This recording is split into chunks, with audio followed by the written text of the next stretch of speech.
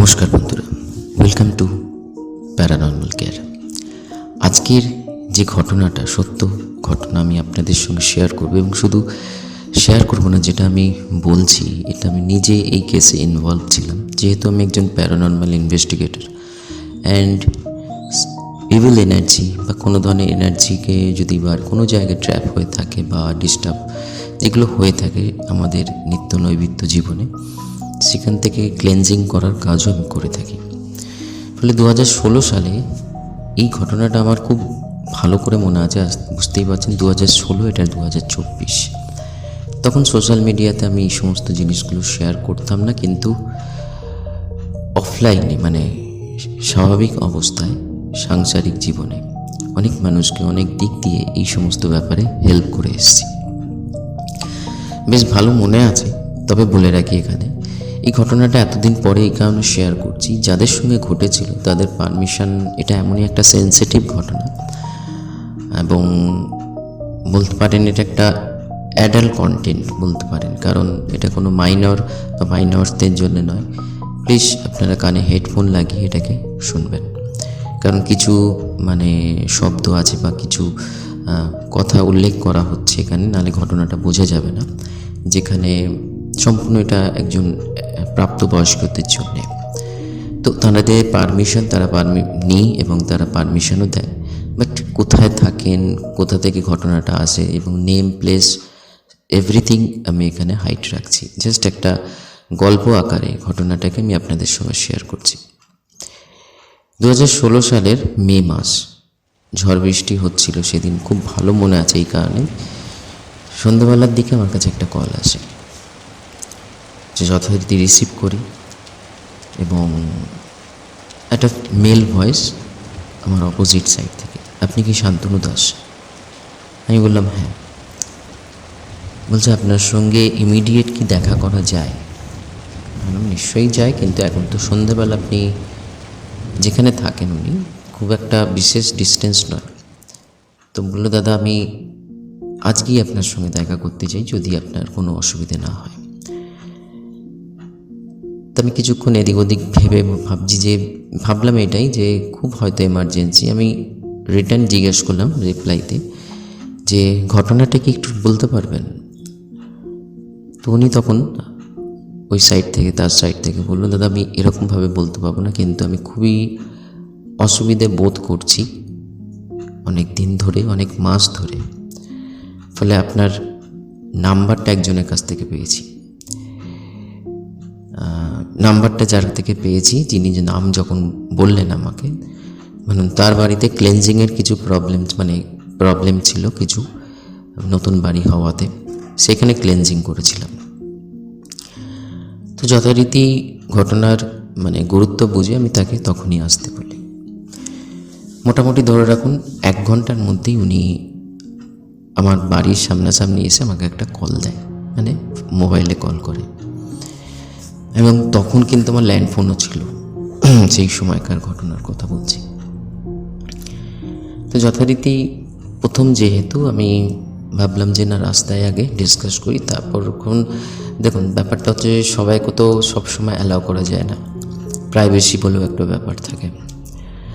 তো আমি যথারীতি ফোন করাতে আমি তাকে একটা লোকেশনে দাঁড়াতে বলি, নিয়ার মাই হাউস। তো আমি গিয়ে দেখা করি। ওনাকে যেটা প্রথম দেখি, যেটা উনি খুব ফিয়ারে আছে, ভয় ভীত, এবং বয়সটা আমি উল্লেখ করছি মোটামুটি 20 থেকে 25-এর মধ্যে। 2016 বলতে পারেন, সেই 19-20, আমার নিজের বয়স, তার বয়স 19-20, এরকম ব্যাপারটা রয়েছে।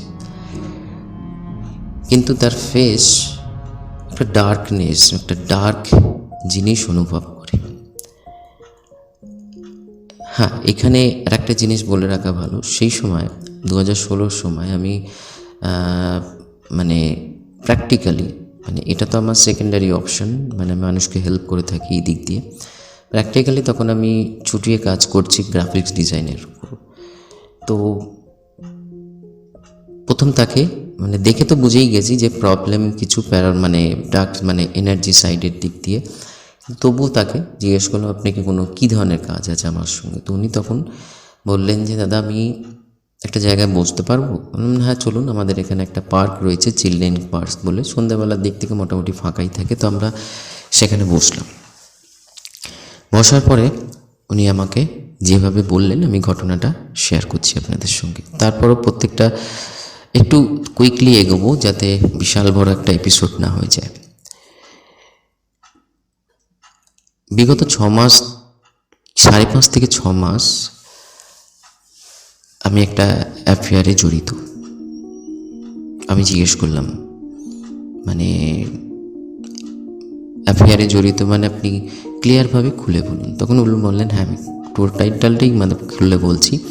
আসলে আমি কিছু প্রাইভেটে কিছু কাজ করি, তো সেই কাজের ক্ষেত্রে উনি ওনার মানে যার সঙ্গে ঘটনা মানে যে মেয়েটি তার নাম বললেন এবং আমরা আস্তে আস্তে ক্লোজ হতে থাকি, মানে একটা সম্পর্ক বিল্ড হতে থাকে এবং ধীরে ধীরে যেন বন্ধুত্ব সম্পর্ক যেরকম একটা হয়ে থাকে।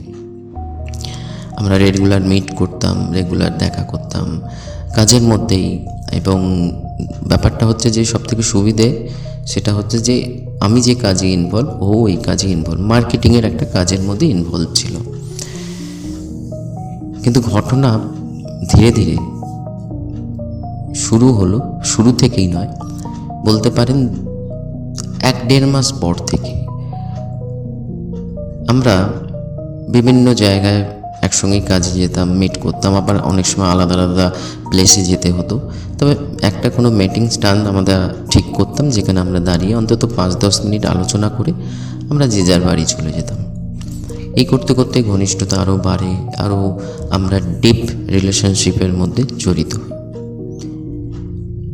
তাতে এখানে আমি একটা জিনিস বলে রাখি, যেটা উনি বলছেন আমি ওনাকে জিজ্ঞেস করি প্রথম, তার পরিপ্রেক্ষিতে যে রিপ্লাইটা আসে যে আমি জিজ্ঞেস করি যে আপনার এনার সঙ্গে যে সম্পর্ক, তো কোনো রকম মানে আগে এনার পাস্ট কি মানে সমস্ত কিছু কি আপনি মানে ফ্যামিলি ব্যাকগ্রাউন্ড কি জেনে বলছি না। তখন আমরা যখন মিট করি তখন সে সমস্ত ব্যাপার আমরা ডিসকাস করিনি, ও জানতে চাইনি, আমিও বলতে চাইনি। মানে একে অপরকে ভালো লেগেছে, আমরা বন্ধুত্বপূর্ণ সম্পর্কে এগিয়েছি এবং যেটা বুঝতেই পারেন আস্তে আস্তে আস্তে আমরা ইন্টিমেট হতে থাকি।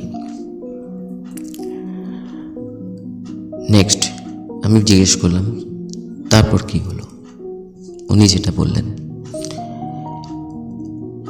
আমরা একদিন ঠিক করি যে আমরা একটা হোটেলের মধ্যে, কলকাতার একটা হোটেলের মধ্যে, সানডে ছিল। এমন হোটেলের মধ্যে মানে আমরা তো দেখুন ভালোবাসা তো রাস্তাও হয়, পার্কে বসেও হয়।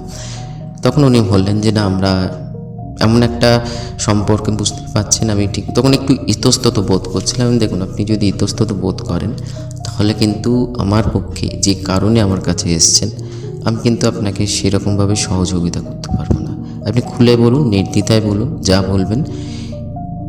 এই সময় সাক্ষী আর আমার মধ্যে ছাড়া অন্য জায়গায় বেরোবে না। তখন উনি বললেন ঠিক আছে, যে আমরা শারীরিক সম্পর্ক করার জন্য একটা হোটেল বুক করেছিলাম। হোটেলের সমস্ত ডিটেলস উনি দেন, কোনখান হোটেল, কিন্তু আমি এখন এখানে বলতে পারবো না।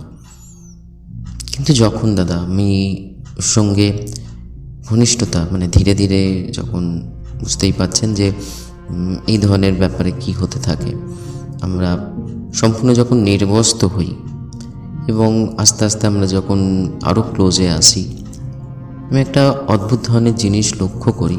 প্রথম দিন সেটা আমি নিজে এড়িয়ে যাই যে একটা তাকে যার সঙ্গে আমি ধরুন শারীরিক সম্পর্ক করছি তাকে দেখে এতটা এরকম মনে হয় না যে এতটা সে অ্যাগ্রেসিভ এই সেক্সুয়াল অ্যাক্টিভিটিতে।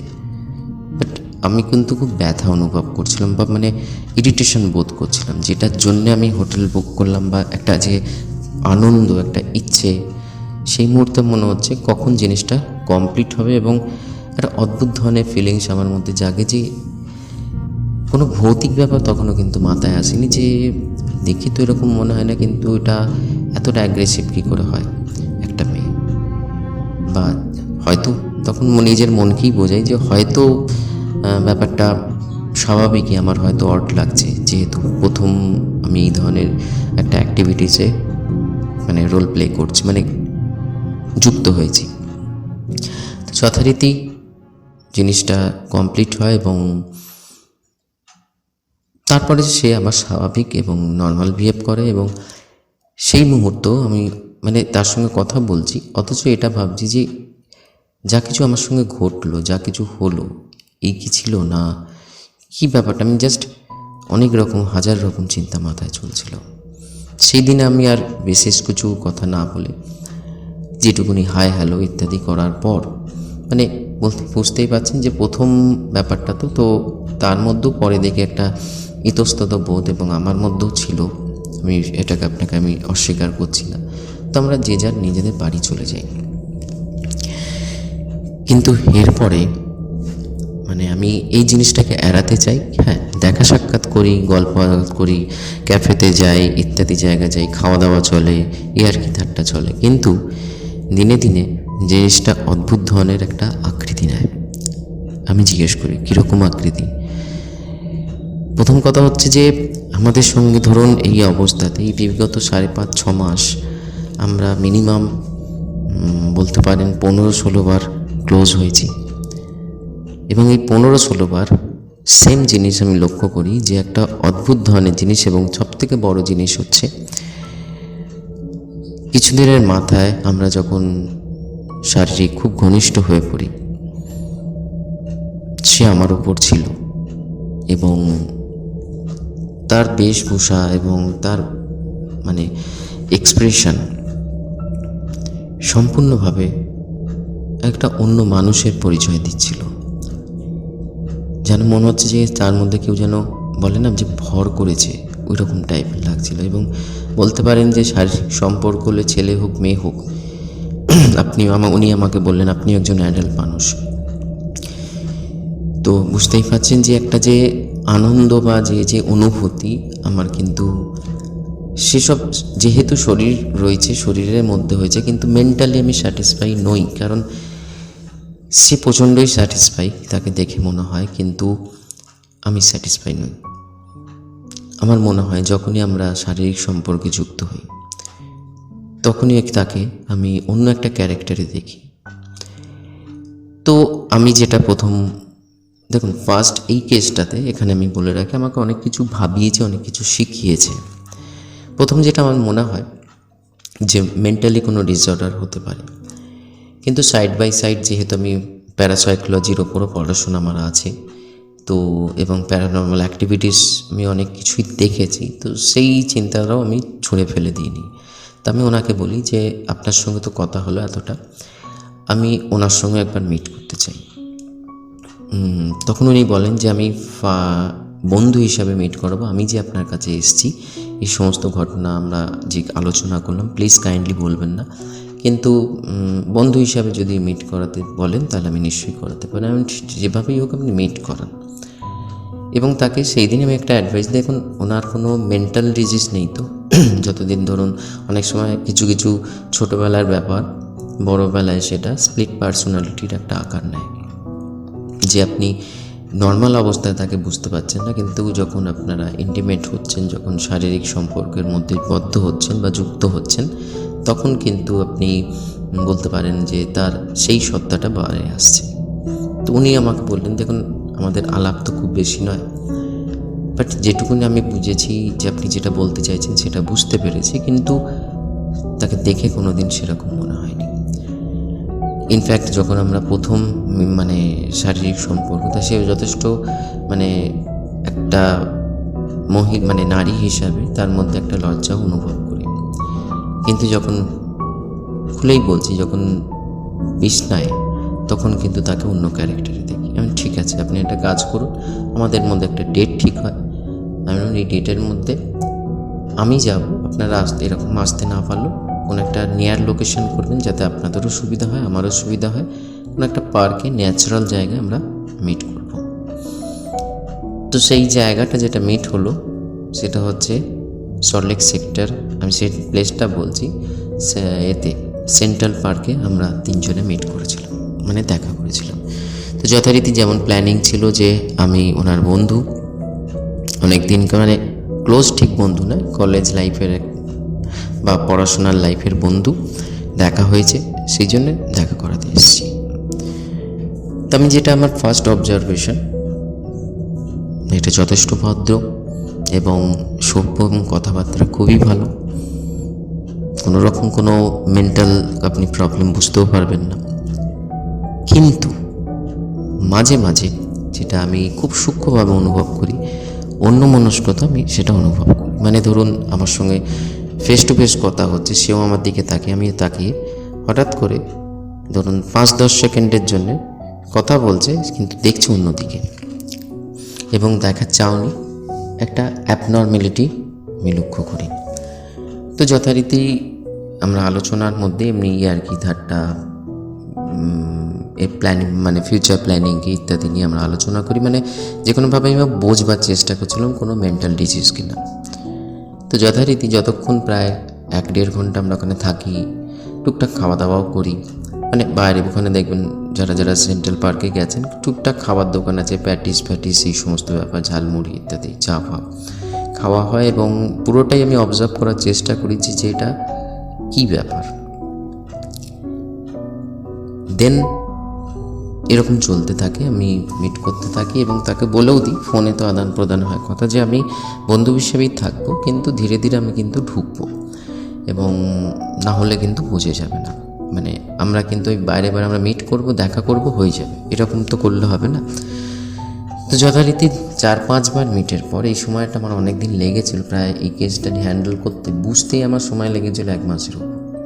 এবং তারপরে আরও কিছু আছে, হয়তো আমি এই এপিসোডে কমপ্লিট না করতে পারলে, কারণ আপনাদের স্টোরি টেলিং হিসাবে আমি শেয়ার করছি, আমরা সেকেন্ড এপিসোডে কমপ্লিট করব যে এক্স্যাক্ট কী ঘটনা ঘটেছিল। যাই হোক, আপাতত আমরা এগিয়ে চলি। 16 মিনিট দেখাচ্ছে এখানে। একদিন আমরা 5th মিটে আমরা সেন্ট্রাল পার্কে ঠিক করি। তো ওখানে একটা জায়গায় বসে, একটা টেবিলে, মানে অনেক রকম জায়গায় ঘাসের ওপরে বসতে পারেন, আবার টুকটাক জায়গাও আছে। ভালো জায়গাটা, কারণ এই জায়গাটা এই কারণে ভালো, আমি এখানেও নিজে nature photography, wild life photography, প্রচুর পাখি আছে এখানে, বিভিন্ন রকম আমাদের ইন্ডিয়ান বার্ড, বাইরের পাখি ইত্যাদি ইত্যাদি আসে, তার জন্য খুব ভালো লাগে জায়গাটা। তো আমি ইচ্ছা করে অ্যাজ এ ফ্রেন্ড হিসাবে জিজ্ঞাসা করলাম, আরে তো মানে তুই তো গাড়ি করে, এর মধ্যে কোনো শারীরিক সম্পর্ক হয়নি? এই কথাটা বলতে হঠাৎ করে যেন মানে বলতে পারেন ওই মেয়েটির মধ্যে, যার নাম জানি কিন্তু আমি বলতে পারছি না, একটা বিদ্যুৎ খেলে যাওয়ার মতন অবস্থা অনুভব করলাম। এবং সেটা সেই ছেলেটাও অনুভব করেছিল, যে যার গার্লফ্রেন্ড সে। তো চুপ হয়েছে তারপরে, এবং যেটা দেখা যায় যে সেই বিষয়ে সে অতটা ইন্টারেস্ট দেখাচ্ছে না যতটা নর্মাল কথাবার্তায় ইন্টারেস্ট দেখাচ্ছে। কিন্তু যেহেতু এই সাবজেক্টের সঙ্গে অনেক দিনের জড়িত, মানে সম্পর্ক ছোটোবেলা থেকে, কোনো এনার্জি অ্যাটাক বা এনার্জি পজিশন হলে অটোমেটিক বোঝা যায়। যেটা ফিল করতে পারছিলাম 5th মিটের পর, যেখানে বারবার আমার গাট ফিলিংস বলছিল পজিশনের ঘটনা এখানে আছে, মানে প্রজেস্ট হচ্ছে পার্সিয়ালি পজিশন। যখনই এরা ইন্টিমেট হয় শারীরিকভাবে, তখনই এর মধ্যে কোনো এনার্জির অ্যাটাক হয়, বাট তারপরে সেটা স্বাভাবিক হয়ে যায়। তো যথারীতি আমি এই জিনিসটাকে নিয়ে বেশি সেদিন কথা না বাড়িয়ে আমি কথাটার মোড় ঘুরিয়ে দিয়ে এমনি ইয়ার্কি ঠাট্টা করে চলে আসি। তা আমি এরপরে যেটা করি, ছেলেটাকে আলাদাভাবে আবার ওর সঙ্গে দেখা করি পরের দিন, এবং ওকে বলি যে তোমার ইচ্ছে হোক বা না হোক, মোটামুটি আর একদিন তোমরা কোনো হোটেল বা কোনো জায়গা ঠিক করো যেটা শারীরিক সম্পর্ক তোমরা স্থাপন করবে। উনি বলেন, দাদা আমি তো বুঝতেই পারছেন যে আমি মানে এটার থেকে অনেক দূরে থাকবার চেষ্টা করি, কিন্তু আমি বললাম না করলে যে জিনিসটা বলছি তোকে আমি একটা জিনিস বলি, যে যখন ক্যারেক্টার চেঞ্জ হচ্ছে, কোনো যদি মানে আমি বলতে চেয়েছিলাম যে প্রথমে আমার মাইন্ডে এসেছিলো যে কোনো পিকচার বা কোনো ভিডিও মানে করা, তারপরে ভাবলাম যে না, এটা কোনো মতেই লিগ্যাল নয়, বা আমি একজন থার্ড পার্টি হিসেবে ওই অবস্থায় কখনোই দেখতে পাই না, বা দেখা উচিতও নয়। যেটা আমার কাছে খুব একটা মানে চিন্তাটা আমার খুব খারাপ লেগেছিল, নিজেরই চিন্তার কথা বলছি। পরে ওনাকে বলি যে তোমাকে একটু অবজার্ভ করতে হবে যে ক্যারেক্টার কী ধরনের ক্যারেক্টার আছে। কোনো উগ্র ক্যারেক্টারটা বুঝলাম, একটু অবজার্ভ করতে হবে। তো ঘটনা যথারীতি যেমন প্ল্যানিং হয় তেমনি কাজ হয়, কিন্তু এটার পরে যেটা হয় ওনার ছেলেটির যৌনাঙ্গের কথা বলছি, এমন কিছু আঘাত লাগে ওই অবস্থাতে যে তাকে ডাক্তার পর্যন্ত দেখাতে হয়। ব্লিডিংও হয়, পুঁজ রক্তও জমে যায় মাঝখানে, তো সেটা নিয়েও তাকে অনেকটা ভুগতে হয়। কিন্তু যে ইনফরমেশনটা আমার কাছে আসে সেটা হচ্ছে একটা অস্বাভাবিক ক্যারেক্টার, এবং যখন সে এই ধরনের ভূমিকায় রয়েছে এবং যথারীতি অলওয়েজ দেখুন, এখানে সেই জন্যই বললাম এটা অ্যাডাল্ট কন্টেন্ট, যে স্বাভাবিক আমরা যে ইন্টারকোর্স বা ইত্যাদি করি পুরুষ ওপরে স্ত্রী নিচে, কিন্তু যেটা ব্যাপারটা হয় এখানে বেশিরভাগ ক্ষেত্রে কেসটা যেটা বারবার কানে আসছিলো, যেটা বলা হচ্ছিল আমাকে, ফিমেল উপরে চলে যাচ্ছে, মেল নিচে চলে যাচ্ছে, একটা ডমিনেশন ব্যাপারটা থাকছে।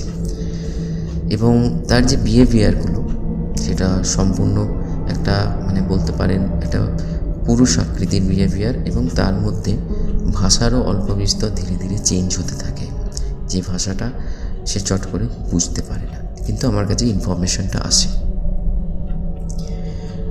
তো যথারীতি এরপরে এই নিয়ে কিছু স্টাডি করতে থাকি এবং আমি এগোতে থাকি। বন্ধুরা, আমি আজকের এই পার্টটা এখানে স্টপ করছি। এরপরে ঠিক আজকে যতটা 21 মিনিট 44 সেকেন্ড, এরপরে আমি 20 মিনিটের মতন কাছাকাছি আছে, যে কীভাবে এই পজিশনটাকে আমি হ্যান্ডেল করি, কেই বা তার শরীরে পজিশন করেছিল এবং কেন করেছিল ইত্যাদি আমরা নেক্সট পার্টে ডিসকাস করব। সাবধানে থাকুন, ঈশ্বরের সান্নিধ্যে থাকুন, ভালো থাকুন, ভালো কর্ম করে ঈশ্বর যে জীবন দিয়েছে তাকে সম্পূর্ণ করার চেষ্টা করুন, এগিয়ে যান জীবনে। ভালো থাকবেন। নমস্কার।